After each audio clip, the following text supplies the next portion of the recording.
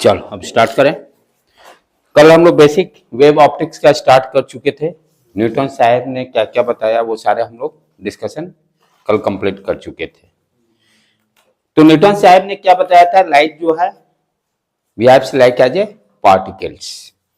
उनके बाद हाइगेंस साहब ने ही उन्होंने क्या कहा कि लाइट जो है behaves like as a wave. और नेक्स्ट पॉइंट उन्होंने क्या बताया, किस टाइप का वेव है, मैकेनिकल वेव।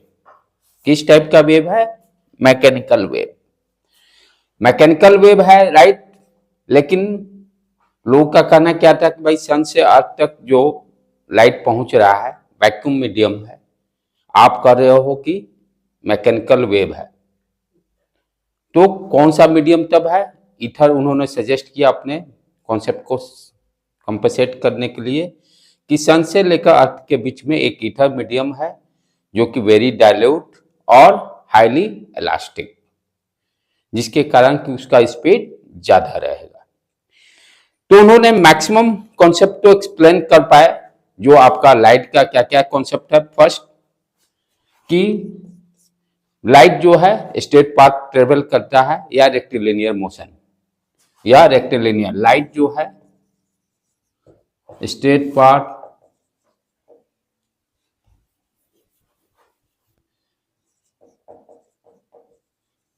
या रेक्टिलिनियर मोशन, लिनियर मोशन। लेकिन यहां समझने की बात क्या है कि जब वो वेव बोल दिए तो स्ट्रेट पाथ कैसे ट्रेवल करे, वेव तो ये up down up down up down इस तरह से ट्रेवल करता है। वेव जो है ट्रेवल लाइक दैट। तो कैसे ये स्ट्रेट पाथ ट्रेवल करेगा, तो यहां पर उन्होंने क्या बताया कि जो लाइट वेव है उसका wavelength very small. Wavelength small होने के कारण वेवलेंथ क्या होता है, वन कंप्लीट साइकिल, ये लेंथ वन कंप्लीट साइकिल को वन वेवलेंथ बोलते हैं वेव में। तो वेव तो भाई ऊपर नीचे कैसे आप बोल रहे हो कि स्ट्रेट ट्रेवल कर रहा है। तो इसके लिए उन्होंने क्या बताया कि ये जो वेवलेंथ है लाइट का वेरी स्मॉल, तो वेरी स्मॉल करने का मतलब लाइक दैट। अब इस तरह का यदि वेव रहेगा इस तरह का, तो ऑलमोस्ट उन्होंने कहा कि स्ट्रेट मोशन कर रहा है। लाइट वेव का वेवलेंथ उन्होंने बताया वेरी वेरी स्मॉल। स्मॉल होने का साइकिल छोटा हो गया, देखने में क्या लगेगा कि वेव स्ट्रेट पाथ ट्रेवल कर रहा है राइट। उसके बाद इसका derivation that is very important जो करेंगे हम लोग। फिर नेक्स्ट नहीं, इसका स्ट्रेट पाथ का नहीं, रिफ्लेक्शन का derivation. Next phenomena reflection. Reflection को भी उन्होंने एक्सप्लेन कर दिया अच्छी तरह से, जिसमें लॉ जो है आपका incident angle equal to reflected angle. और थर्ड रिफ्लेक्शन को भी उन्होंने अच्छी तरह से एक्सप्लेन किया, स्नेल लॉ को। ये दोनों derivation very important for 12th exam, कोई ना कोई एक अटकेगा इसमें से। पिछला साल देख लेना, जो होगा वो बच गया वो इस साल। दोनों में से जो पिछले साल पूछ दिया होगा उसको छोड़ देना, जो बच गया वो इस साल। ठीक है। उसके बाद थर्ड फोर्थ पॉइंट इंटरफेरेंस को भी उन्होंने अच्छी तरह से एक्सप्लेन किया। ये सारे हम लोग डिटेल्स में पढ़ेंगे वन बाय वन। डिफ्रैक्शन को भी उन्होंने एक्सप्लेन कर लिया अच्छी तरह से, लेकिन पोलराइजेशन को नहीं एक्सप्लेन कर पाए, क्योंकि पोलराइजेशन जो है ईएम वेव इलेक्ट्रोमैग्नेटिक वेव के कारण होता है, जो कि उनके अकॉर्डिंग लाइट वेव क्या है, मैकेनिकल वेव है। इसीलिए उन्होंने पोलराइजेशन को अपने कॉन्सेप्ट के अकॉर्डिंग एक्सप्लेन नहीं कर पाए। अब उन्होंने क्या क्या उनके थ्योरी हैं उस चीज को हम लोग स्टडी करते हैं, दैट इज वेरी इंपॉर्टेंट। जब तक वो नहीं समझेंगे तब तक ये डेरिवेशन रिफ्लेक्शन और रिफ्रैक्शन हम लोग नहीं समझ सकते हैं। क्या क्या उन्होंने अपना दिए उस कॉन्सेप्ट को वन बाय समझते हैं। जो स्टेटमेंट दिया हुआ उसी स्टेटमेंट को लिखना जरूरी है, उस लाइन को समझना दैट इज वेरी इंपॉर्टेंट। वो लाइन हम चेंज नहीं कर सकते हैं, क्योंकि किसी का अपना दिया हुआ विचार, वो लैंग्वेज कैनॉट बी चेंज। हाँ, अब वो लैंग्वेज में क्या कर रहे हैं उसको समझना that is very very important. तो पहला हाइगेंस, उसी को हाइगेंस प्रिंसिपल भी बोलते हैं, थ्योरी में आ भी सकता है। Explain the Huygens principle.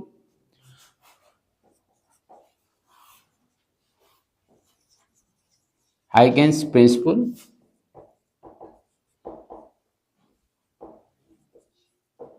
First क्या उन्होंने बोला, वेव फ्रंट के बारे में बताया। पहले स्टेटमेंट लिख लेते हैं तब इसको अंडरस्टैंड करते हैं। वेव फ्रंट के बारे में उन्होंने क्या कहा, it is the locus of all points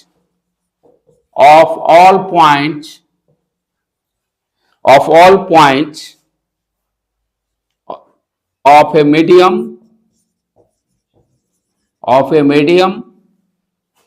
which are vibrating, लिखते सब चलिएगा आप क्योंकि टाइम नहीं है, which are vibrating in same phase। अब इसको समझते हैं क्या ये बोले। उनका पहला प्रिंसिपल वेव फ्रंट पहले क्या समझना है, वेव फ्रंट क्या है, एक प्लेन है। प्लेन में क्या है उस चीज समझेंगे। वेव फ्रंट क्या है, एक प्लेन है। उस प्लेन में वो सारे पॉइंट्स को कंसीडर करना है। It is the locus of all points. Wave front क्या है, लाइन नहीं है, एक प्लेन है। उस प्लेन में जैसे वेव फ्रंट क्या है, ये ब्लैक बोर्ड एक पूरी तरह से समझिए प्लेन है, पहला कॉन्सेप्ट। और इस ब्लैक बोर्ड के प्लेन में वो सारे points, it is the locus of all points of a medium, किसी एक मीडियम में, जो भी एयर हो, वाटर हो, right, which are vibrating in same phase. ये क्या कह रहा है कि ये मान लो जैसे कोई सोर्स है, दिस इज योर सोर्स, ठीक है। तो ये सोर्स यानी इस प्लेन में जितने ये पॉइंट्स होंगे, लोकस इसी को बोलते हैं, सारे पॉइंट्स को जिस लाइन से कनेक्ट करेंगे, चाहे जो सरफेस सारे पॉइंट्स को कनेक्ट करेगा। तो ये सारे ये जो स्पेक्ट्रल जैसे पॉइंट सोर्स है तो किस तरह का प्लेन बनेगा, रेडिएशन जो होगा, चाहे लाइट जो निकलेगी 3 डायमेंशन में स्पेक्ट्रल शेप में निकलेगा, राइट। तो स्पेक्ट्रल शेप में निकलेगा तो कोई एक जो भी सरफेस होगा, जो सरफेस के जो पॉइंट्स लाइज करेंगे वो किस तरह का सरफेस होगा, स्पेक्ट्रल सरफेस होगा। पहला चीज, जो सारे पॉइंट्स लाइज करेंगे, हर सोर्स के लिए अलग अलग सरफेस रहेंगे। पॉइंट सोर्स के लिए सरफेस किस तरह का बनेगा, यदि सोर्स आपका पॉइंट सोर्स हो तो स्पेक्ट्रल सरफेस बनेगा, राइट। उस स्पेक्ट्रल सरफेस पे जितने पॉइंट्स होंगे सारे एक साथ वाइब्रेट करेंगे, सारे एक साथ। अब जैसे ये स्पेक्ट्रल सरफेस पे जितने पॉइंट्स हैं, ये जितने पॉइंट्स हैं तो वो सारे क्या होंगे, एक साथ आगे की तरफ बढ़ेंगे। जिस तरह से वाटर में हम लोग कोई स्टोन डालते हैं तो आप क्या देखते हो, ये जैसे ये पहला स्पेक्ट्रल शेप है, एक साथ सब बढ़ेगा, ये नहीं कि एक रैंडम इस तरह से बढ़ेगा, सारे जो होंगे एक साथ, सारे एक साथ। एक साथ का मतलब वो कब होगा, जब सेम फेज में होगा। एक साथ कब होगा, जब वो सेम फेज में होगा। एक साथ कब होगा, एक साथ सारे कब बढ़ेंगे, जैसे मान लो 10 लड़के हैं एक लाइन सर्किल में खड़े हैं, ठीक है। कोई बीच में इस तरह का इंसिडेंट हुआ कि सारे एक साथ फैले और शेप सेम रहा, सर्किल। तो एक साथ फैलने का मतलब क्या हो गया, सारे एक सेम फेज में, उस सोर्स से सारे सेम डिस्टेंस पर है, उस सोर्स से सारे सेम डिस्टेंस पर है। किसी टाइम टी में यदि आगे की तरफ बढ़ते हैं तो सब सेम डिस्टेंस एक साथ बढ़ेंगे। यदि सारे का फेस सामने है तो सारे का फेस सेम सामने ही रहेगा, ये नहीं कि एक आगे एक ऐसे पीछे नहीं। सेम फेज का मतलब यही होता है, राइट। मैथमेटिक्स में सेम फेज का मतलब कल मैं बता दिया था, y equal to a sin theta. और वी कैन से वेव में जो हम लोग पढ़े हैं 11th में, omega t plus k x, this is called phase, this is called phase. तो सेम फेज कब होगा, जब जैसे मान लीजिए ये सोर्स है,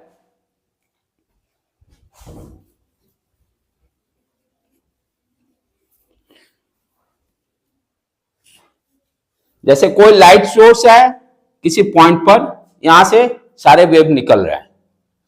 पहला वेव निकला इस तरह से, दूसरा इस तरह से, ये सारे वेव इन ऑल डायरेक्शन, और 3 डायमेंशन में सोचना है, यानी एक स्पेयर टाइप से स्पेरिकल सरफेस जैसा सारा निकल रहा है। सेम फेज कहने का मतलब क्या हो गया कि टी टाइम के बाद, जैसे यहां से वेव निकला, टी टाइम के बाद कहां पहुंचा, टी टाइम के बाद मान लीजिए एक्स पोजीशन पर एक्स डिस्टेंस कवर किया पहला वेव, तो उसका फेज कैसे लिखेंगे, how to write, t equal to T1 पे हम सारे पार्टिकल्स का फेज लिखना चाह रहे हैं। टी टाइम में ये वाइब्रेट करके एक्स डिस्टेंस आगे बढ़ा, क्या करके, वाइब्रेट करके। वेव है तो वेव आगे कैसे बढ़ेगा, वाइब्रेशन से आगे बढ़ेगा, इसीलिए लिखा vibrating in same phase, vibration same phase में होगा। तो ये पार्टिकल जो वाइब्रेट किया T इक्वल टू T1 में x डिस्टेंस चला, तो व्हाट इज द फेज, क्या हो जाएगा इसका फेज, ओमेगा T1 प्लस के x1। दूसरा पार्टिकल मान लीजिए ये वेव, दूसरा वेव जो है ये भी x डिस्टेंस आगे बढ़ा वाइब्रेट करके, तो इसका फेज क्या होगा, देखो सेम फेज के एक्स एक्स लिखते चले x। उसी तरह से सब पार्टिकल x डिस्टेंस ट्रेवल किया, सारे x डिस्टेंस ट्रेवल किए इन टाइम, सेम टाइम में। अब सारे पार्टिकल के ये जो सारे जो वेव हैं, वेव जो है सारे को यदि हम मिलाते हैं तो ये क्या बनेगा, एक स्पेरिकल शेप बनेगा। क्या बनेगा, एक स्पेरिकल शेप बनेगा। तो वही क्या लिखा, wave front it is the locus of all points of a medium, medium same इसलिए रखा गया है कि सारे सेम डिस्टेंस ट्रेवल करेंगे। यदि मीडियम डिफरेंट रहेगा तो वेलोसिटी वेव का अलग अलग रहेगा। तो all points of a medium which are vibrating, ये एक साथ वाइब्रेट करेंगे इन सेम फेज, का मतलब एक साथ आगे की तरफ बढ़ेंगे। अब यही फिर मान लो T2 टाइम में फिर ये एक साथ सारे बढ़ जाएंगे। ये तभी पॉसिबल होगा जब सब का फेज सेम होगा। सेम फेज करने का मतलब ट्रेवल डिस्टेंस सेम, ये x जो है, k क्या होता है, k equal to 2 pi lambda, ठीक है। तो सेम फेज कब होगा, सेम डिस्टेंस सारे ट्रेवल करेंगे, वाइब्रेट करेंगे, सेम वाइब्रेशन होगा सारे में। तो वेव फ्रंट क्या है, एक प्लेन है, उस प्लेन में जितने भी वेव के पार्टिकल्स होंगे वो सारे सेम फेज में, यानी एक साथ वो सारे वाइब्रेट करेंगे। इसका रियल एग्जांपल, पानी में आप तालाब में एक स्टोन डालो, वहां पर आप देखो सारे एक साथ रिपुल बढ़ता है आगे की तरफ, रिपुल एक साथ आगे बढ़ता है, उसी को हम लोग सेम फेज बोलते हैं। क्लियर, समझ में आया बेटे। तो वेव फ्रंट क्या हो गया, एक प्लेन है, ठीक है, पहला चीज कॉन्सेप्ट क्लियर होना चाहिए। वेव फ्रंट क्या है, प्लेन है, जिस प्लेन में सारे जो है पॉइंट सोर्स, सारे जो पॉइंट्स हैं एक साथ वाइब्रेट कर रहे हैं, एक साथ आगे की तरफ बढ़ रहे हैं। सेकेंड पॉइंट उन्होंने क्या बताया, तो पॉइंट सोर्स का कोई आपसे पूछे वेव फ्रंट कैसा होगा, तो स्फेरिकल, ये दिमाग में सेट कर लीजिए, सारे का देखेंगे। पॉइंट सोर्स का अभी तक क्लियर क्या होगा, वेव फ्रंट कोई पूछे कैसे किस तरह का होगा, स्फेरिकल शेप का होगा, ठीक है। आगे बढ़े, सेकेंड पॉइंट उन्होंने क्या बताया अपना थ्योरी में,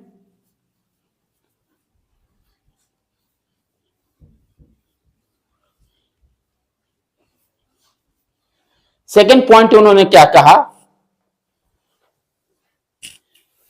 पहले लिख लें स्टेटमेंट कि direction of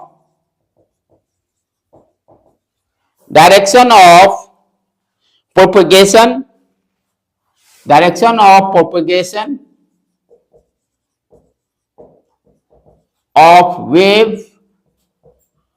wave is always perpendicular always perpendicular to the wave front. This line is very very important. Wave front. पहले लिख लो तब एक्सप्लेन मैं करूं. Direction of propagation of wave is always perpendicular to the wave front. ये क्या कह रहा है कि जो रे सोर्स से जो रे निकलेंगे उसका डायरेक्शन किस तरफ होगा? वेव फ्रंट के परपेंडिकुलर. वेव फ्रंट के perpendicular. Right.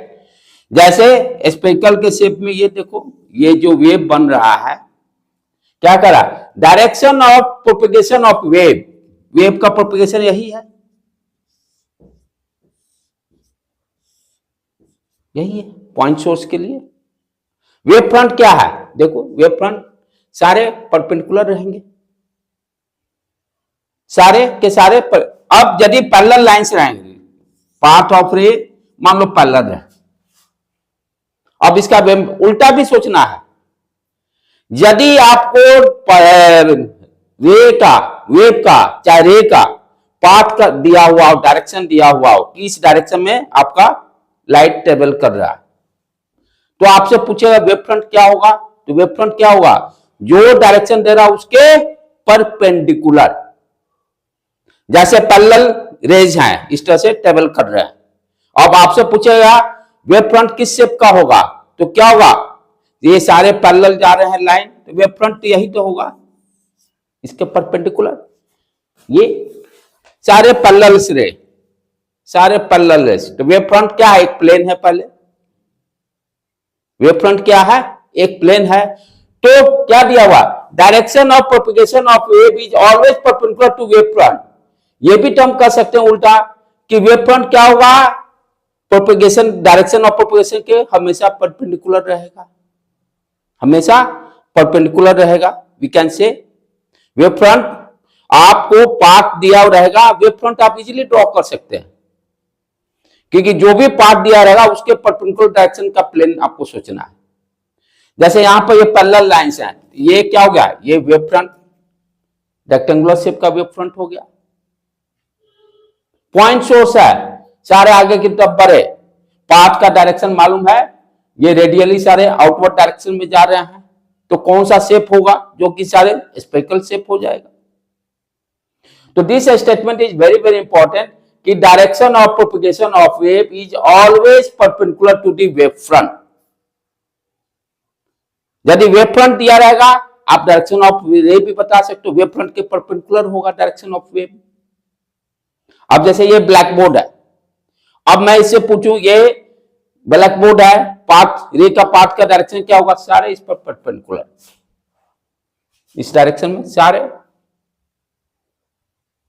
Reverse is also possible. Wave front दिया हो, आपसे पूछ दे कि what is the direction of रे, चाहे डायरेक्शन ऑफ रे दिया हो, आपसे पूछे draw the wave front. Right. Clear? समझ में आया बेटे?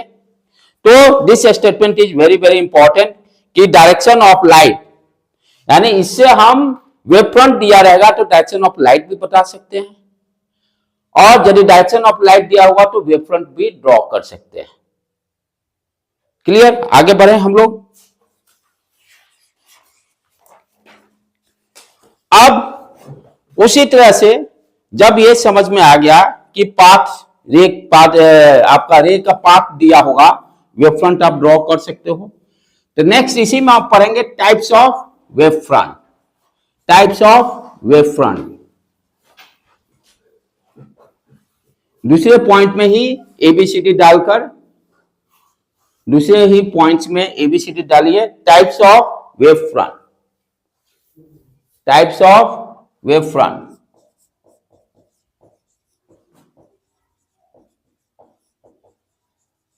वेव फ्रंट क्या है? एक प्लेन है. राइट. जैसे पहला पॉइंट सोर्स, यदि पॉइंट सोर्स लाइट रहे, उसका वेव फ्रंट कैसा होगा? स्फेरिकल. ये पॉइंट सोर्स हो गया, लाइट सारे वेव इस डायरेक्शन में निकलेंगे. वेव फ्रंट ये स्फेरिकल शेप.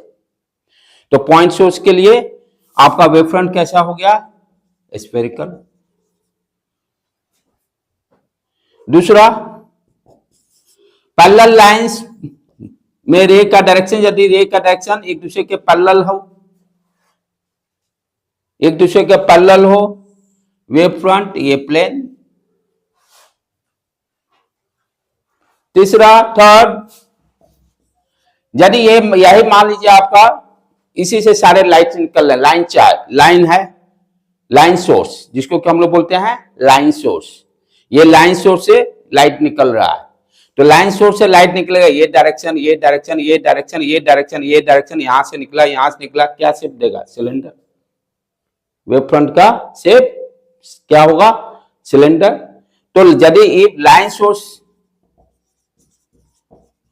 सोर्स रहने पर क्या होगा, सारे डायरेक्शन में वेव निकलेंगे, सारे डायरेक्शन में। शेप किस तरह का देगा, वेव फ्रंट का शेप सिलेंडर, वेव फ्रंट का शेप सिलेंडर। तो पॉइंट सोर्स के लिए हो गया स्फेरिकल शेप।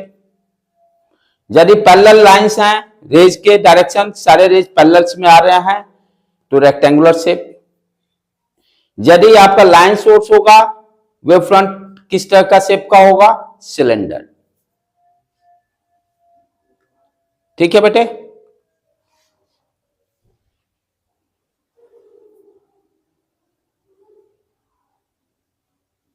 आगे बढ़ूं।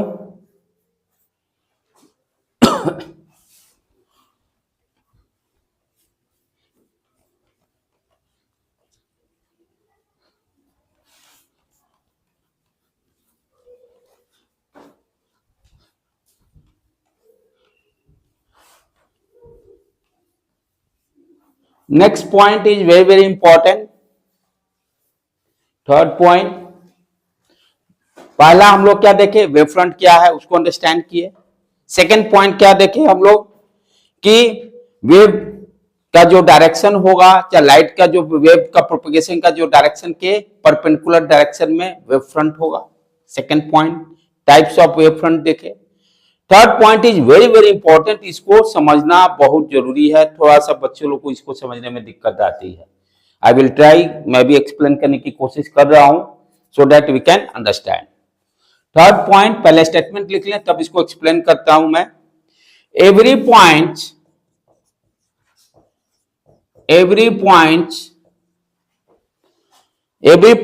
in wavefront, in a wavefront, every point in wavefront acts as a source, acts as a source, acts as a source of secondary disturbance, of secondary disturbance,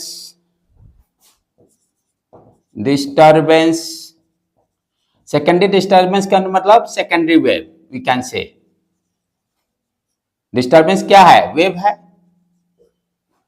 word दिया रहता है secondary disturbance means secondary wave, primary colour, secondary colours, right.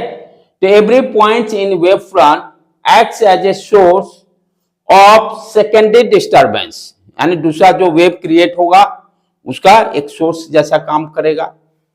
ठीक है, पहले लिख लें तब one by one explain करता हूं मैं। which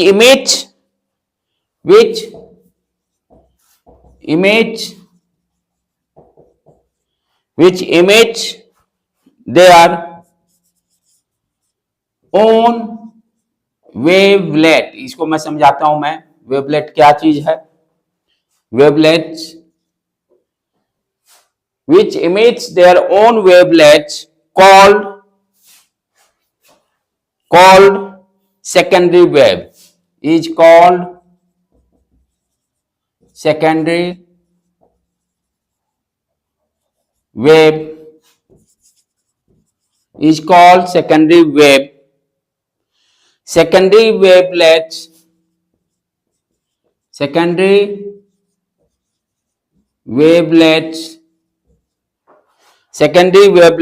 spread in all direction, spread in all direction with speed of wave, with speed of wave। पहले लिख लो बेटे, तब मैं एक्सप्लेन कर रहा हूं। Every point in wavefront acts as a source of secondary disturbance, or we can say secondary wave, which emits their own wavelets, is called secondary wave। Secondary wavelet spread in all direction with speed of wave। क्या कर रहा है उसको समझे, लिख लिए। ये क्या कर रहा है, जैसे ये पॉइंट सोर्स है, इसको ध्यान से समझने की, जहां नहीं समझ पाए फिर से पूछिए। ये सोर्स है, सोर्स ऑफ लाइट है, पॉइंट सोर्स। तो अभी क्या देखिए, ये पॉइंट सोर्स से जो जितने वेव्स जो भी निकल रहे हैं, इसका वेव फ्रंट कैसा है, स्फेरिकल। पहला वेव फ्रंट जो बना स्फेरिकल, ठीक है, किसी सर्टेन टाइम पर, टी टाइम पर वेव फ्रंट स्फेरिकल बना। अब यहां every point in a wave front, यानी इसकी बात कर रहा है, इस वेव फ्रंट की बात कर रहा है। Every point in a wave front, इस पे जितने पॉइंट्स हैं, इस पे जितने पॉइंट्स हैं, यही सारे पॉइंट्स को तो हम कनेक्ट किए हैं तो स्पेरिकल शेप बना है। यही सारे पॉइंट्स को कनेक्ट करने से क्या बना है, स्पेरिकल शेप बना है। उसी पॉइंट्स की बात कर रहा है। Every point in a wave front acts as a source, वो एक सेकेंडरी सोर्स जैसा काम करेगा। ये तो हो गया आपका प्राइमरी सोर्स, जिसके कारण कि फर्स्ट वेव फ्रंट बना। उस पहले वेव फ्रंट पे जितने सोर्स, जो जितने पॉइंट्स हैं, वो क्या करेगा, एक सेकेंडरी सोर्स क्या दूसरा वेव क्रिएट करेगा, दूसरा वेव क्रिएट करेगा। यानी ये सारे पॉइंट्स क्या हैं, यहां से एक सोर्स जैसा काम करेगा, और वो सोर्स क्या करेगा, एक सेकेंडरी किधर गया, secondary wave. Every point in a wave front acts as a source, सारे एक सोर्स जैसा काम करेंगे। किस तरह का सोर्स, वेव जनरेट करने के लिए। और उसको क्या करें, सेकेंडरी डिस्टर्बेंस या सेकेंडरी वेव। राइट, समझ में आया बेटे।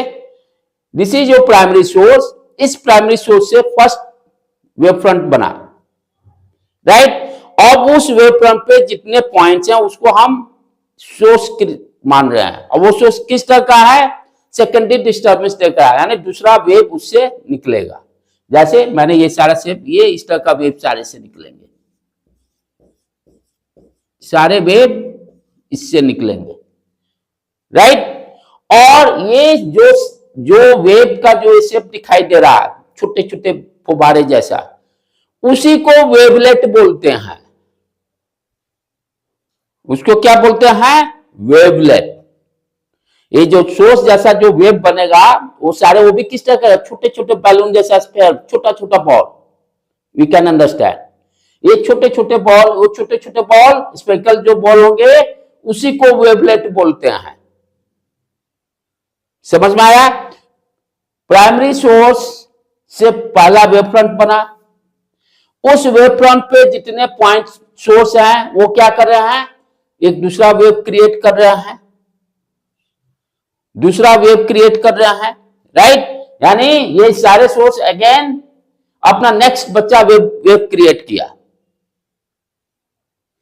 और वो उसका जो शेप है, जो छोटे बॉल जैसा शेप है, वो सारे, ये सारे क्या कहलाएंगे, सेकेंडरी वेवलेट, क्योंकि सेकेंडरी सोर्स से क्रिएट हुए हैं। ये सारे छोटे बॉल क्या कहलाएंगे, सेकेंडरी वेवलेट। इसी को वेवलेट बोल रहे हैं, ठीक है, समझ में आया। सेकेंडरी वेवलेट किसको बोलते हैं।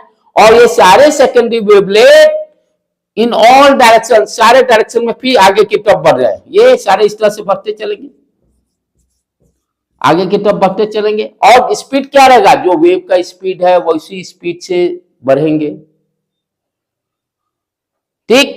फिर से एक बार दोबारा, कोई पॉइंट सोर्स है, पॉइंट सोर्स के कारण क्या हुआ, पहला वेव फ्रंट क्रिएट हुआ, किस शेप का है? स्पेकल शेप का है। उस स्पेकल शेप पे जितने पॉइंट्स हैं वो क्या है? एक सोर्स जैसा काम करेगा। वो सोर्स क्या करेगा? एक दूसरा सेकेंडरी वेव क्रिएट करेगा, और जो सेकेंडरी वेव क्रिएट करेगा उस सेकेंडरी वेव का शेप जो है उस शेप को हम क्या बोलेंगे? वेवलेट। एंड छोटा छोटा बॉल, और वो सारे बॉल किस स्पीड से चलेंगे? जो वेव का स्पीड है उसी स्पीड से ये सारे अपना इस तरह से आगे बढ़ेंगे, सारे आगे बढ़ेंगे, सारे आगे की तरफ बनेंगे। फिर क्या करें? फिर सेकेंडरी वेव फ्रंट भी क्रिएट करेगा। नेक्स्ट पॉइंट में देखेंगे। नेक्स्ट पॉइंट में हम क्या सीखेंगे कि ये जो पहला वेव फ्रंट से कैसे हम दूसरा वेव फ्रंट को ड्रॉ करेंगे। आपके पास फर्स्ट वेव फ्रंट दिया हुआ है, उस वेव फ्रंट से how to draw second wave front. Wave front तो क्लियर है, एक प्लेन है। चलो पहले ये पॉइंट्स में कोई डाउट? पॉइंट सोर्स है, पॉइंट सोर्स से पहला वेव फ्रंट बना। वेव फ्रंट पे जितने पॉइंट्स हैं वो सारे पॉइंट्स को सेकेंडरी डिस्टर्बेंस बोलेंगे।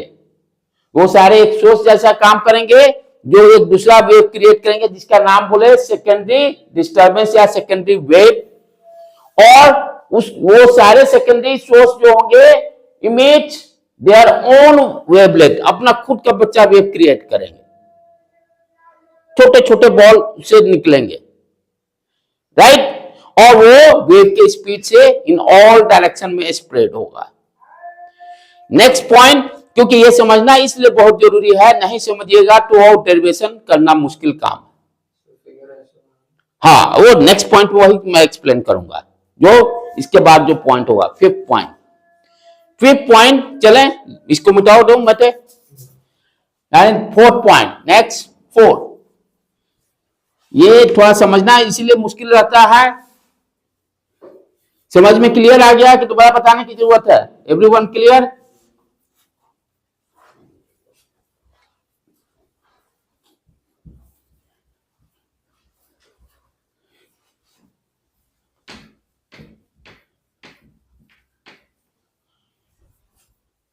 फोर्थ पॉइंट पहले लिख ले, तब उसको फिर समझते हैं।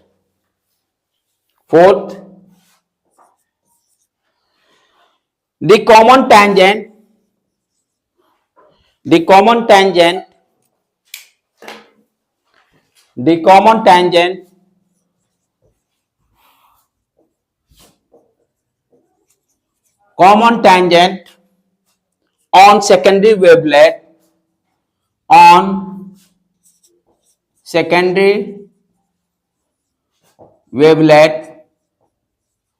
on secondary wavelet in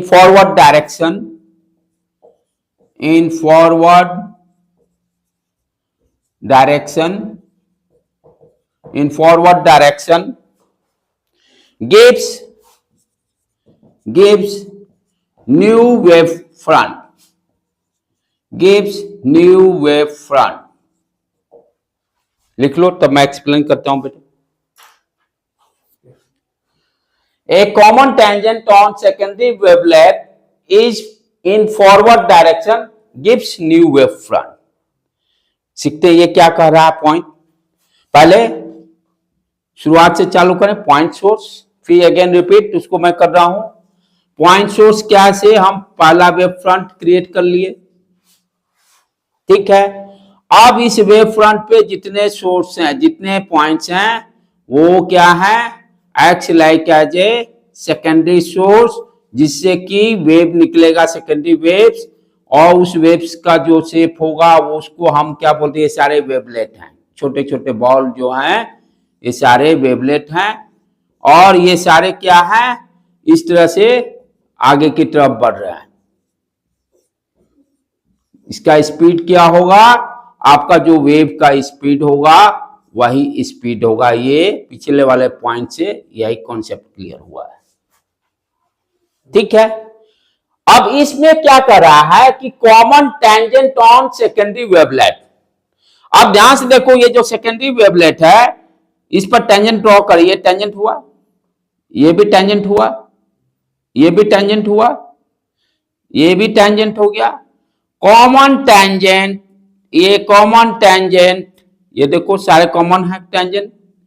common tangent क्या देगा इन फॉरवर्ड डायरेक्शन, ये फॉरवर्ड डायरेक्शन में common tangent on secondary wavelet in forward direction, पीछे नहीं आगे, वेव आगे की तरफ बढ़ता है ना, पानी में जब स्टोन डालोगे सारे वेव आगे की तरफ बढ़ते हैं। द कॉमन, ये common tangent on secondary wavelet in forward direction gives new wave front. New wave front का भी शेप क्या हुआ, स्फेरिकल ही हुआ। अब कैसे ड्रॉ करेंगे इसको और अच्छी तरह से समझे हम। ठीक है, ये पॉइंट सोर्स है, क्योंकि डेरिवेशन में हमको सेकेंडरी वेव फ्रंट ड्रॉ करना है, तभी डेरिवेशन कर सकते हैं। ये प्राइमरी सोर्स हो गया, इससे फर्स्ट वेव फ्रंट ड्रॉ कर लिए। अब ट्रिक देखो, दो कोई सोर्स लेते हैं पहले, ये दो पॉइंट्स कंसीडर किए। अब यहां से T equal to T naught time में, T equal to T naught time में कितना डिस्टेंस ट्रेवल करेगा, यदि इसका स्पीड भी मान लेते हैं, वेव का स्पीड दिया हुआ भी, और t equal to T naught में कितना डिस्टेंस ट्रेवल करेगा, velocity equal to distance upon time, तो डिस्टेंस कितना हो गया v इंटू टी नॉट। यानी ये जो यहां से जो वेव निकलेगा टी नॉट टाइम में कितना डिस्टेंस जाएगा, d equal to v naught t naught, सारे के सारे। तो हम क्या करेंगे, ये जो डिस्टेंस होगा भी टी नॉट, क्या करेंगे अपने का एक आर्क, यानी डिवाइडर ये यूज करके, आपका प्रोटेक्टर ये यूज करके क्या करोगे, ये डिस्टेंस लेकर आर्क कट मारोगे। कितना डिस्टेंस लेंगे, b t naught, b t naught. उसी तरह से इसका भी लेकर आर्क कट मारेंगे। ये डिस्टेंस कितना होगा, भी टी नॉट। ये डिस्टेंस कितना होगा, भी टी नॉट। छोटा छोटा आर्क कट कर लिए। अब क्या कर रहे हैं, आप पॉइंट्स इसको पढ़ो। The common tangent on secondary, ये क्या है, ये पूरा खींच देंगे तो ये तो सेकेंडरी वेवलेट बन जाएगा। हम छोटा सा पार्ट लिए, इसी तरह से इसको भी डॉट लाइन, ये देखो पूरा दे देगा, लेकिन हम फॉरवर्ड क्या लिखा है, इन फॉरवर्ड डायरेक्शन, पीछे वाला से हमको कोई लेना देना नहीं। तो हमने क्या किया, बी टी नॉट डिस्टेंस लेकर आर्क कट किया, यहां भी आर्क कट कर लिया, किससे, सेकेंडरी सोर्स से। सेकेंडरी सोर्स कहां पर है, फर्स्ट वेवलेट पर, वेव फ्रंट पर। अब इस पर क्या लिखा, कैसे हम ड्रॉ करते हैं new wave front, common tangent on secondary wavelet in forward direction gives. अब इस पर कॉमन टेंजेंट ड्रॉ करेंगे। ये कॉमन टेंजेंट क्या देगा, ये कॉमन टेंजेंट दिया सेकेंडरी वेव फ्रंट। उस तरह से सारे पॉइंट्स रहेंगे, उस तरह से सारे का डिस्टेंस भी टी नॉट रहेगा, सारे का डिस्टेंस भी टी नॉट रहेगा, सारे का, और सारे पर कॉमन टेंजेंट ड्रॉ करेंगे and we can draw secondary wave front. इस तरह से हम लोग सेकेंडरी वेव फ्रंट ड्रॉ करेंगे। करना क्या है, जो डिस्टेंस हुआ t equal to T naught time के बाद डिस्टेंस, उतना का आर्क सारे से कट करके उस पर कॉमन टेंजेंट ड्रॉ करेंगे, वो क्या दे देगा मेरा, सेकेंडरी वेव फ्रंट। ठीक है बेटे, क्लियर, कोई दिक्कत, चलो। तो ये सारे उनके 4 पॉइंट्स थे, यही 4 पॉइंट्स को यूज करके सारे कॉन्सेप्ट आगे हम लोग अंडरस्टैंडिंग बैठाएंगे। अब इस पर कुछ और करें, आगे बढ़ते हैं। ड्रॉ दी वेव फ्रंट, ये तो पहले सीखेंगे कैसे वेव फ्रंट ड्रॉ करना है। Draw the wave front,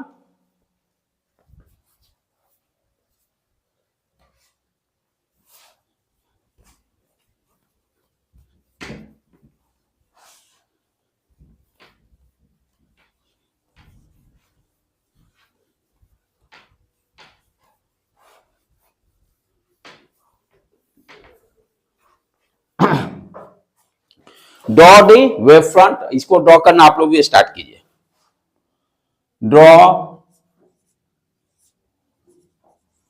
draw the wave front. पहला क्या दिया हुआ problem, object at infinity from convex lens. Object at infinity from infinity for convex lens. convex lens क्या दिया हुआ है? कन्वेक्स लेंस है, प्रिंसिपल एक्सिस ड्रॉ कर लिए, ऑब्जेक्ट को कहां रखे हैं? इन्फिनिटी पर, यहां से पैरेलल लाइंस ड्रॉ किए। इन्फिनिटी का मतलब प्रिंसिपल एक्सिस के पैरेलल या पैरेलल रेज आएंगे। ये कहां पर मिलेंगे? फोकस पे मिलेंगे, एफ। अब इसका हमें कहता ड्रॉ द वेव फ्रंट।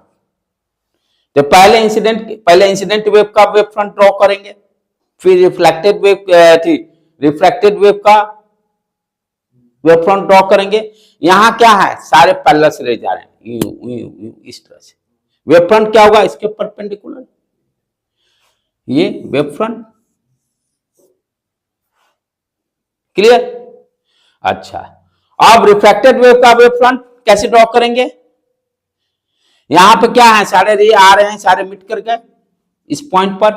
ये कैसा दिखाई दे रहा है? एक पॉइंट सोर्स। इसके जस्ट अपोजिट सोचिए, यहां से अब रे निकल रहे हैं रिवर्स, यू थिंक रिवर्स। इसके रिफ्लेक्टेड वेव का ड्रॉ करने के लिए यू थिंक रिवर्स। यहां से गया, सारा कन्वर्ज हो गया। अब यहां से सोचिए कि सारा लाइट निकल रहा है पॉइंट सोर्स से। पॉइंट सोर्स का आपको पता है कैसे अब वेव फ्रंट होता है? स्फेरिकल। क्या करेंगे? इस तरह से, यहां से इस तरह का वेव रहेंगे, वेव फ्रंट। ये डॉटेड लाइन इधर तो है ही नहीं, इस तरह का, इसी तरह का वेव फ्रंट। समझ में आया बेटे? तो यहां पर रिफ्रैक्टेड वेव के लिए क्या किए कि इसको पॉइंट सोर्स कंसीडर कर लिए। यहां से वेव इसी तरह से आर्क पे, सर्टेन आर्क डिस्टेंस जो होगा, जो वेलोसिटी दिया, और ये टाइम टी नॉट टी1 पे हो गया, ये टी2 पे होगा, इस तरह से वेव बाहर की तरफ निकलेंगे। तो ये हो गया रिफ्रैक्टेड वेव का वेव फ्रंट। ठीक है? उसी तरह से object at infinity, convex lens के जगह पर concave lens, concave lens,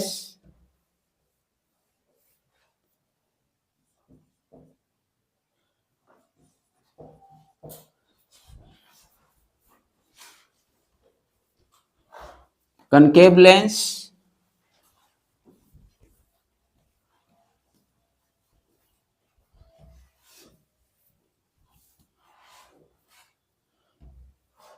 concave lens,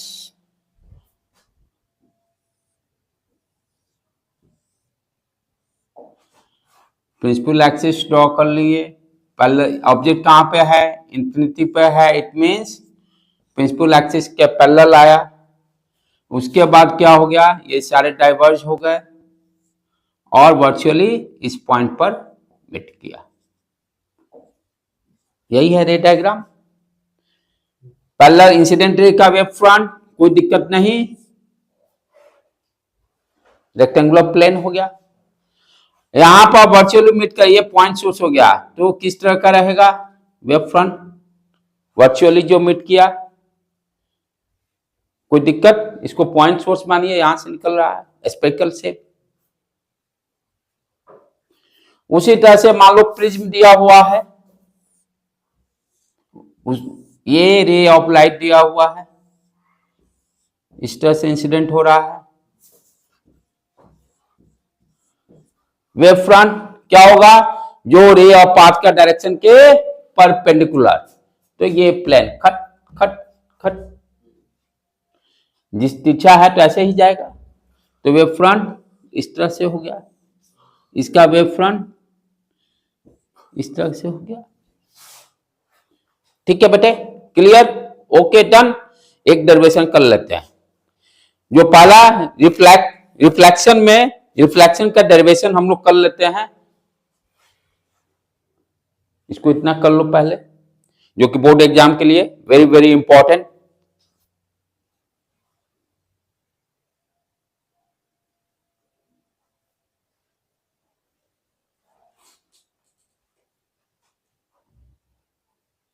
देख लेना पिछला साल कौन सा पूछा है दोनों में से। प्री बोर्ड आया था ना, बोर्ड एग्जाम के लिए इंपॉर्टेंट है। मिटा दूं मैं इसको, यदि नहीं पूछा होगा तो 100% हो गया, दोनों में से कोई नहीं पूछा होगा तो नहीं पूछा, हाँ तो 100 पर इस बार पूरा चांस का।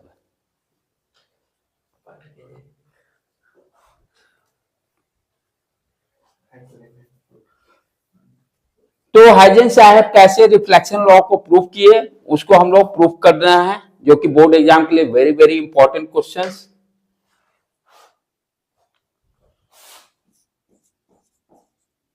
Proof of reflection law according to Huygens principle. ठीक है, क्या है इसमें, हम लोग क्या फर्स्ट लॉ क्या करता है वो तो ठीक है, वो देखेंगे। Main incident angle equal to reflected angle, यानी जनरली हम लोग क्या देखें, ये मान लीजिए कोई प्लेन कंसीडर किए, ये इंसिडेंट रे आया, ये नॉर्मल ड्रॉ किए, ये आई इक्वल टू आर, और दूसरा हम लोग क्या देखते हैं, incident ray, reflected ray, plane, ये सारे एक प्लेन में लाइज करते हैं, meet at a point, second law.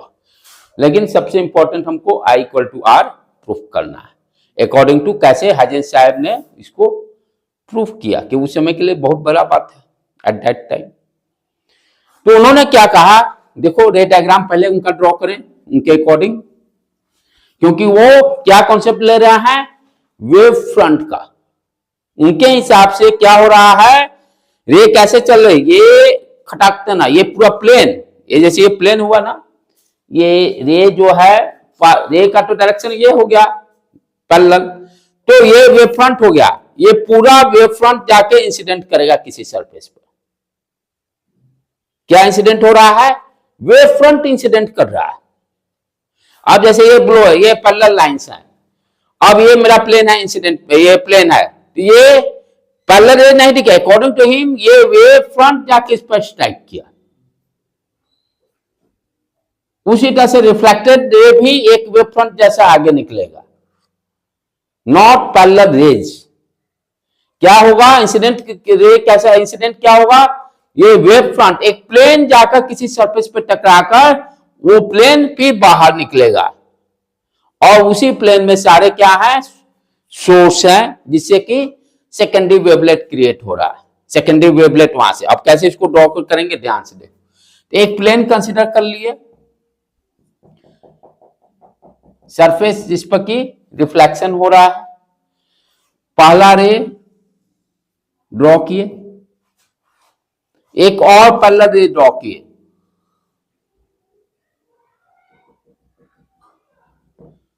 दो पैरेलल रेज। ठीक है, वेव फ्रंट कैसे होगा, इस तरह से ये आके इंसिडेंट होगा, रेज नहीं, क्या इंसिडेंट होगा, wave front, wave front incident होगा। समझ में आया बेटे, ठीक है। तो यहां तक ये, यदि ये पैरेलल लाइंस हैं, ये क्या है, रेज हैं। अब इसका कोई कहे कि ड्रॉ द वेव फ्रंट, जो सीख चुके हैं वेव फ्रंट क्या होगा, ये प्लेन जो होगा, तो वेव फ्रंट को दिखाई क्या देगा, एक लाइन दिखाई दिया मुझे। ठीक, तो क्या किया मैंने, पहले इंसिडेंट रे का वेव फ्रंट ड्रॉ किया, जिसको कि नाम दे दिया ए बी। ठीक, अब सेकेंडरी ये क्या हो गया, पहला wave front, secondary wave front draw करने के लिए, दूसरा वेव फ्रंट ड्रॉ करने के लिए टेक्निक क्या है, इस पर कोई दो पॉइंट कंसीडर कर लीजिए, ये दो पॉइंट मैंने कंसीडर कर लिया, जो कि सेकेंडरी वेवलेट देगा, राइट। ये कैसा काम करेगा, सेकेंडरी वाइब्रेट, सेकेंडरी वेवलेट जैसा, सेकेंडरी उसको क्या बोलते हैं, सेकेंडरी वाइब्रेशन या सेकेंडरी वेव। एक सोर्स क्या करेगा, एक सेकेंडरी वेव क्रिएट करेगा, जिसको कि वेवलेट बोले थे। कैसे ड्रॉ करते हैं, मान लिए कि t equal to T naught time पर, t equal to T naught time पर कितना स्पीड दिया हुआ, मान लो v, कितना डिस्टेंस ट्रेवल करेगा, v t नॉट।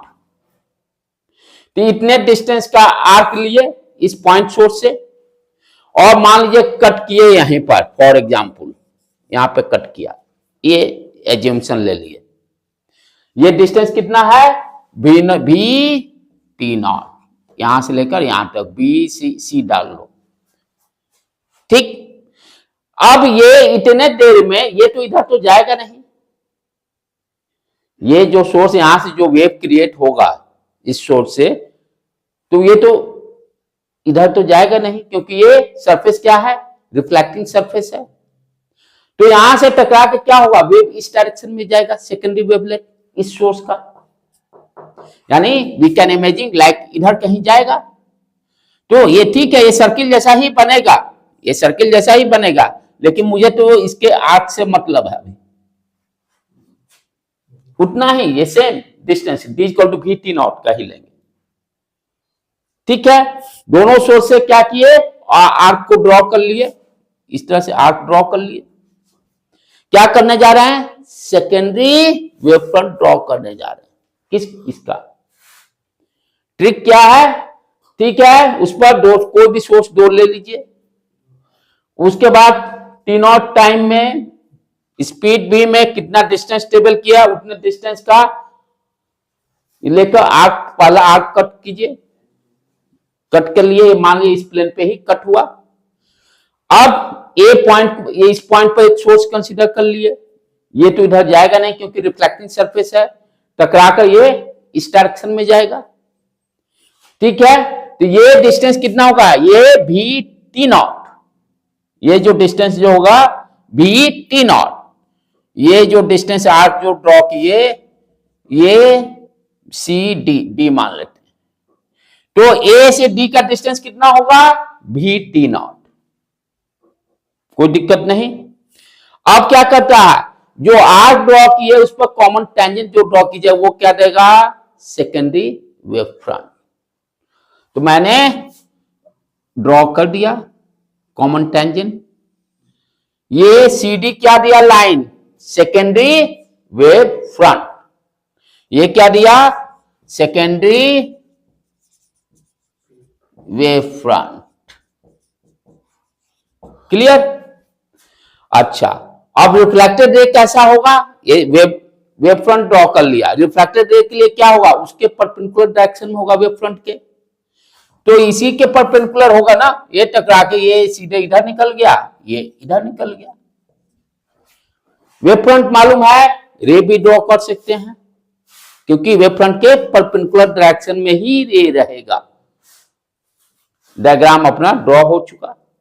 अब चलें डेरिवेशन की बात करें। ये मेरा क्या है, इंसिडेंट रे, यहां पर नॉर्मल ड्रॉ किया मैंने, एंगल इसको आई मान लिए, ये एंगल देखना ध्यान से, जहां नहीं समझ में मुझे रोक लेना, 90 डिग्री। अच्छा, ये जो वेव फ्रंट ड्रॉ किए हैं ये दोनों पैरेलल लाइन पे, तो ये क्या यहां 90 डिग्री बनाएगा, कोई दिक्कत, देख लो ये एंगल 90 डिग्री बनेगा, ये प्लेन 90 डिग्री, दोनों जगह 90 डिग्री बनेगा। आप ध्यान से देखो, ये एंगल इंसिडेंट एंगल हो गया, ये नॉर्मल प्लेन पे ड्रॉ किए हैं, ये टोटल 90, ये एंगल कितना हो गया, 90 माइनस आई, इतना पोर्शन वाला, ठीक है। अब फिर से ये नॉर्मल क्या है, यहां पर 90 डिग्री बना रहा है, ये नॉर्मल से वेव फ्रंट कितना एंगल बनाएगा, ये देखो, ये 90 माइनस आई है, ये क्या बनाते हैं, आई, ये देखो ये नॉर्मल, ये वेव फ्रंट, ये कितना है 90 माइनस आई, ये 90 है, तो ये क्या हो गया, आई। यानी हम क्या देख रहे हैं कि वेव फ्रंट जो है प्लेन से कितना एंगल बना रहा है, एंगल आई, इंसिडेंट एंगल। पहले क्या पढ़ते थे, रे जो है नॉर्मल से आई इंसिडेंट एंगल बनाता था, यही तो हैजन साहब किया है, तो उनको तो वेव फ्रंट के टर्म में एक्सप्लेन किया है ना। तो वेव फ्रंट क्या हो गया, नॉर्मल से नहीं देख रहे हैं, जहां टकरा रहा उसकी बात करें, जो प्लेन रिफ्लेक्टेड प्लेन से कितना एंगल बनाया, आई, क्लियर, कोई दिक्कत नहीं, आगे बढ़े। चलो अब आ जाएं इस पॉइंट पर, यहां अब रिफ्लेक्टेड एंगल डिसाइड करेंगे हम लोग। यहां ड्रॉ करो नॉर्मल, ये एंगल दिया आर, सेम उसी तरह से फिर एनालिसिस आर, ठीक है, ये 90 माइनस आर बन जाएगा जैसे 90 माइनस आई बना था। फिर ये सेकेंडरी वेव ये कितना बनाएगा एंगल, ये आर, सेम कॉन्सेप्ट, कुछ चेंजेस नहीं। तो यहां क्या देखें, ये सेकेंडरी वेवलेट है ना, ये secondary wave front, sorry secondary wave front reflecting surface से कितना एंगल बनाया, आर। कॉन्सेप्ट क्या डेवलप हो रहा है, incident wave front reflecting surface से इंसिडेंट एंगल आई बनाया, reflected wave front reflecting surface से एंगल आर बनाया। जो कॉन्सेप्ट पहले पढ़ते थे, इंसिडेंट रे नॉर्मल से एंगल आई बनाएगा, रिफ्लेक्टेड रे नॉर्मल से आर बनाएगा। यहां पर रे की जगह क्या ले रहे हैं, इंसिडेंट वेव फ्रंट और रिफ्लेक्टेड वेव फ्रंट। हो गया, ओके डन। चलो इतना हो गया, मेरा 80% काम हो गया। अब आगे आ जाए, अब सिर्फ ट्रायंगल खेलना है, 2 मिनट का खेल बच गया। Consider the triangle A B C, draw कर लो इधर बाहर में, ए बी सी। अब देखो ये एंगल आई है, यहां पर ये 90 डिग्री एंगल, ठीक है, इसको अभी छोड़ दिए, सी को छोड़ दिए। अच्छा ये और दूसरी चीज जान दो, ये बीसी कितना है, b naught t naught, BC का लेंथ भी टी नॉट हो गया। अब उसी तरह से फिर ये ट्रायंगल देखो, A D C, A D C, ये ड्रॉ कर लिए। ये क्या है, सेकेंडरी वेव फ्रंट, ये क्या है, प्राइमरी वेव फ्रंट, ये सॉरी ये है, ये primary wave front A B, और ये C D secondary wave front. यहां पर 90 डिग्री एंगल वहां भी बनाया है, और ये रिफ्लेक्टिंग सरफेस से एंगल आर बनाया है, नाम यहां दे दें। अब दोनों ट्रायंगल को देखो कॉन्ग्रुएंट करते हैं, ये 90 डिग्री, ये 90 डिग्री, ठीक है, ये बी नॉट टी, यहां पे देखो बी नॉट टी कौन सा, ये है, ठीक है। तो ये बराबर, ये बराबर, ये एंगल एक एंगल बराबर, और ये देखो एसी एसी से आरएचएस से कॉन्ग्रुएंट हो गया। कॉन्ग्रुएंट होने के बाद क्या करेंगे, corresponding angles are equal, corresponding sides are equal, corresponding angles are equal. अब देखो बी नॉट टी नॉट का कॉरस्पॉन्डिंग एंगल कौन सा है, i, b naught t naught का कॉरस्पॉन्डिंग एंगल कौन सा है, आर। ये दोनों बराबर हो गए तो आई इक्वल टू आर हो गया कि नहीं हो गया, यही तो करना था हम लोग को प्रूफ। ठीक है बेटे, डन, कोई दिक्कत, कर लोगे, एक बार जाकर प्रैक्टिस कर लेना, क्योंकि बोर्ड एग्जाम के लिए भाई पक्का है। ये जब बड़ा काम के लिए तो और 10 मिनट में रिफ्लेक्टिंग वाला भी कर देते हैं, काम कंप्लीट एक हो जाएगा अपना। ये समझ में आ गया, दोबारा एक्सप्लेन करने की कोई जरूरत नहीं, एक बार जाके वीडियो दोबारा देखकर अपने से खुद फिर कर लीजिएगा। रिफ्लेक्शन वाला भी, रिफ्रैक्शन वाला भी कर लेते हैं, साथ के साथ ये भी कंप्लीट हो जाएगा। और दूसरा लॉ जो है इंसिडेंट एंगल, वो बोलते हैं ना इंसिडेंट रे, रिफ्लेक्टेड रे और रिफ्लेक्टिंग सरफेस कैसे सेम है, इसको कैसे समझाएंगे ये ध्यान से देख लो। यहां पर ये इंसिडेंट वेव फ्रंट हुआ, रिफ्लेक्टिंग सरफेस हुआ, रिफ्लेक्टेड वेव फ्रंट हुआ, ये तीनों का तीनों इस प्लेन में परपेंडिकुलर है कि नहीं है। ये देखो ब्लैक बोर्ड के प्लेन में ये परपेंडिकुलर, ब्लैक बोर्ड के प्लेन में ये परपेंडिकुलर, ब्लैक बोर्ड के प्लेन में ये भी परपेंडिकुलर, यानी incident wave front, reflected wave front और reflecting surface all are perpendicular to the blackboard plane. कोई दिक्कत इसमें नहीं, समस्या। अच्छा, अब एक लाइन और सुन लो फिर ध्यान से, इंसिडेंट वेव फ्रंट के परपेंडिकुलर डायरेक्शन में इंसिडेंट रे है,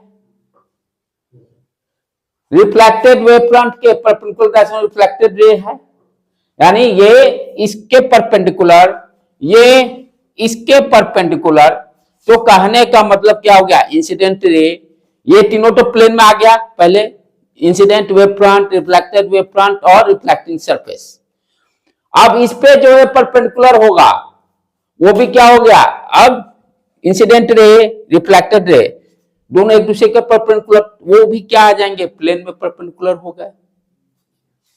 उसका रिवर्स उल्टा, वो खाली स्टेटमेंट लिख देना है, असली काम यही I = R प्रूफ करना है। चले अब उसका भी कर लें, रिफ्रैक्शन वाला भी फट देना, अपना काम हो जाएगा, नहीं तो फिर दोबारा एक्सप्लेन करना पड़ेगा सारा।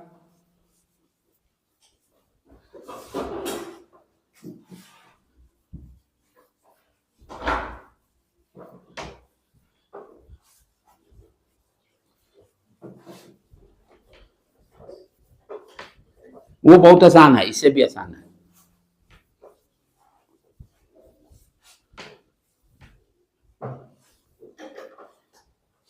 अब प्रूफ किसका देखना हम लोग का, रिफ्रैक्शन का।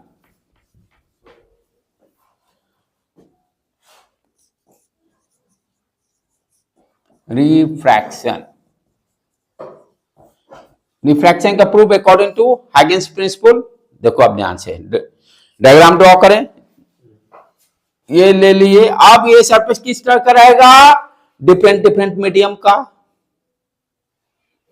ठीक है।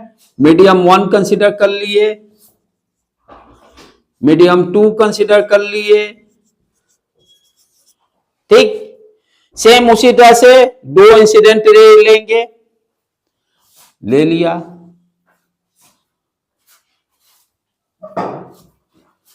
ठीक है। ये पैरेलल दोनों हो गए। इसका इंसिडेंट वेव फ्रंट ड्रॉ कर लिए, ए बी।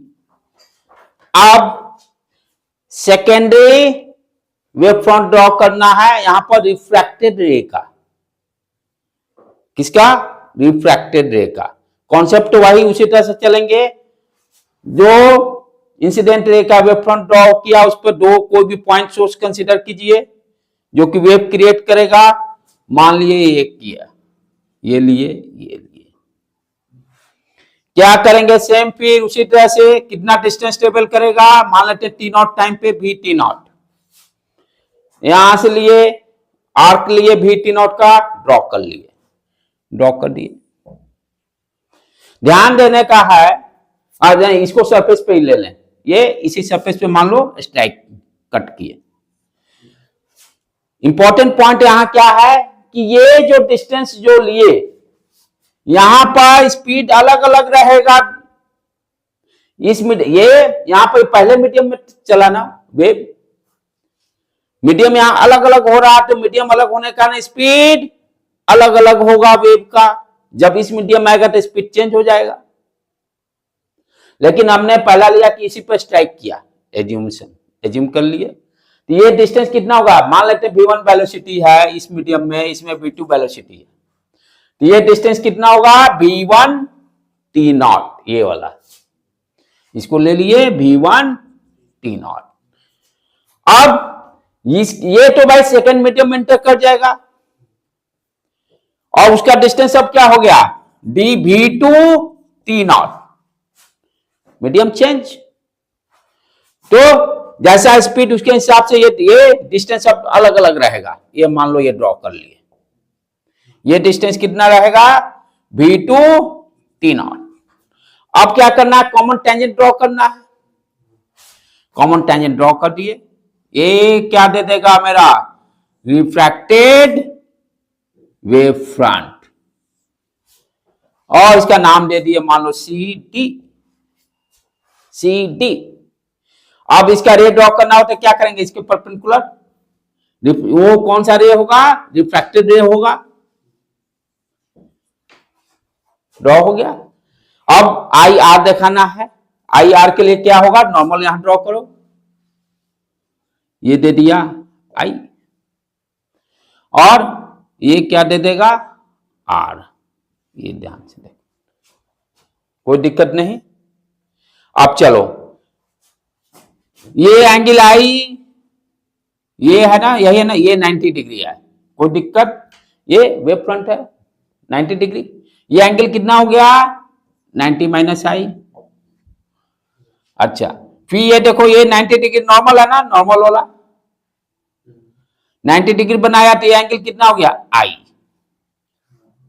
यानी इंसिडेंट वेव फ्रंट सरफेस से कितना एंगल बनाया? आई। कोई दिक्कत नहीं। चलो अब इसको देखे खेला इसका। ये क्या है? नॉर्मल से आर बनाया और ये 90 डिग्री। अब यहां पर ये कितना बनाया? एंगल आर बनाया, कोई दिक्कत नहीं। तो अब चलो, अब ट्रायंगल दोनों को सेपरेट सेपरेट कौन कौन से करना है उसको ध्यान दो। A B D, draw the triangle A B D. A 90 degree, A angle I बनाया और ये डिस्टेंस कितना हो गया? V1 T0। ठीक है ना बेटे? अब उसी तरह से ए सी डी ड्रॉ कर रहे हैं, इधर कर लेते हैं इसको ऊपर उस साइड।